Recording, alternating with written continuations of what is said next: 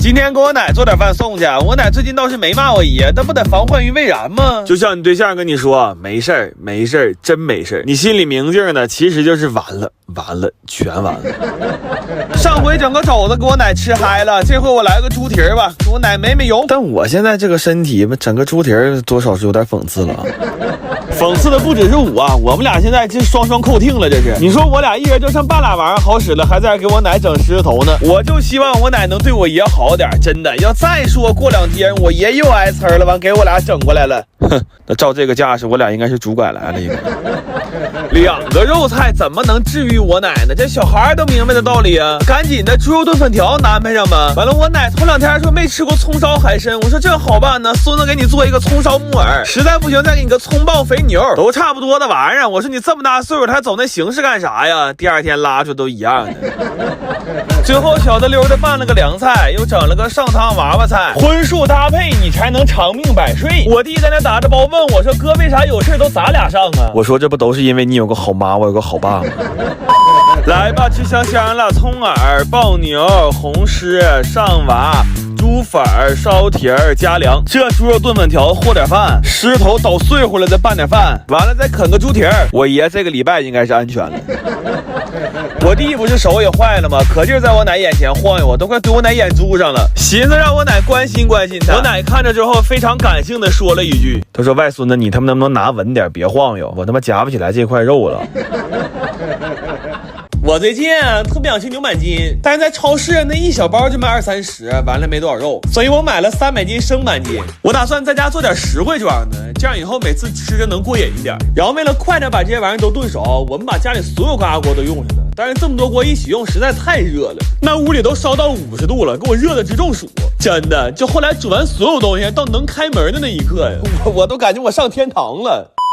不过炖板筋的时候我们其实没挨着什么累，但后来切板筋真是要了命了。因为牛板筋这东西要想切大片就只能斜着切，那斜着切东西本来就使不上劲儿，完了这玩意儿呲溜滑的，那切不了几根手就开始抽抽了。然后我们就寻思不行就撕丝儿吧，没想到撕丝儿更痛苦，因为这玩意儿太硬了，我们很难给它开开缝，就只能靠2个手指头捏着给它撕开。后来都给我干崩溃了，以至于我们切完所有板筋之后，我脑里唯一的一个想法就是我又捡条命啊！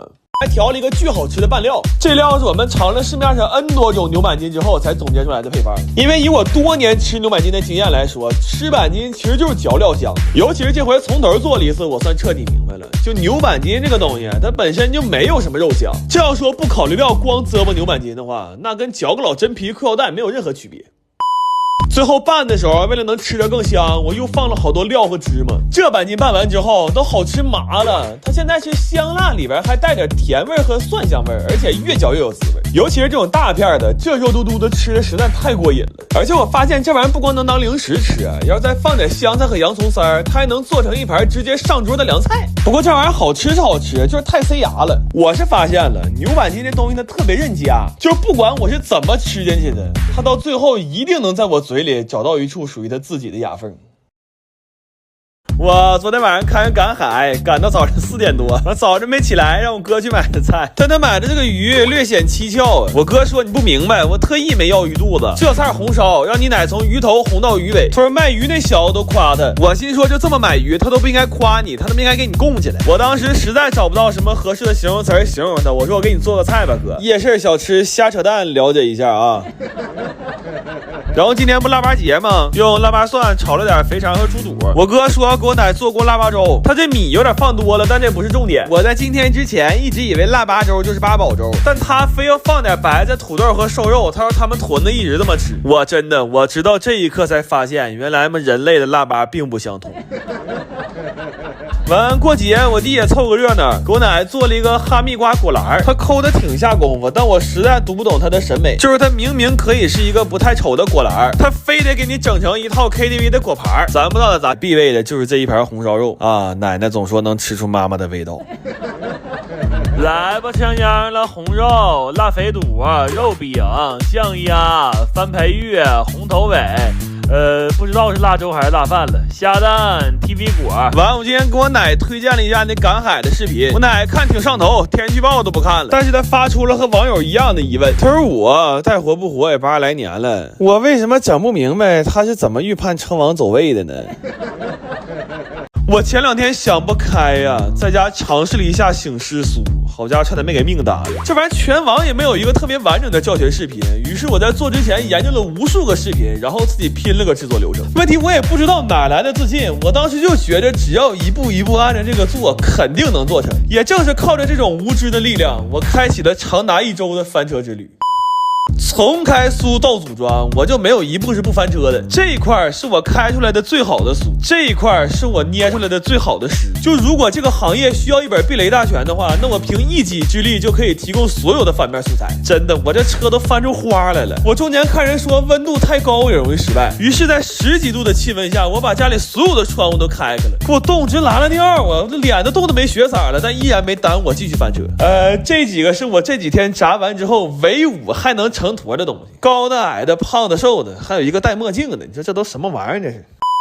后来我服了，我发现我肯定不能独立完成这个事儿了。于是我们背起行囊南下沈阳，找到了醒狮苏的创始人，把在家折腾这些过程给老师看了一眼。老师看完之后说了一句话，我差点没崩溃了。他说：“你们之前在家的所有尝试啊，除了活着全是错的。”完，我寻思既然都这样了，那就从头开始学吧。然后在这过程中，我发现这个酥皮点心是个非常严谨的事儿，就它不是哪一步重要，它是每一步都重要，就连最基础的和面都有很深的讲究，就更不用说开酥了。我擀了14个小时的皮儿，才学会了怎么开这次用的直酥和圆酥。然后当我能持续开出这样水平的酥皮之后，我以为我离成功已经很近了，直到老师告诉我，如果想要炸出来的酥非常蓬松，那需要在这个1:1的半圆柱体上切下起码42到50刀。我当时看完他演示之后，我直接人麻了。我寻思我要能练成这个刀法，我不得在他案板上留下2肉啊。